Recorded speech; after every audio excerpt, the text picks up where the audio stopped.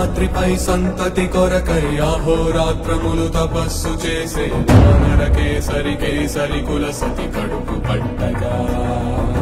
జనించినాడొక అసమాన బలోద్ధతుడు సంయుతుడు అంజనాసుతుడు పవననందనుడు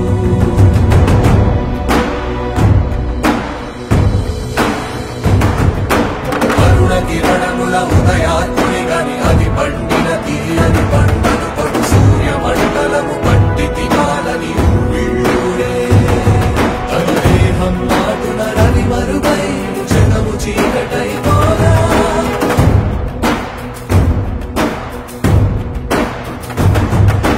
అది అమరేంద్రుడు గమనించి తన ఐరావతమధిరోహించి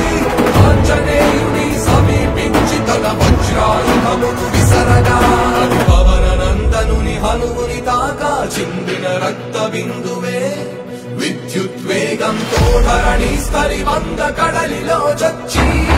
వంద కడలి అట్టడుగున గల శ్రీరంగ శుద్ధి గర్భము చేరియట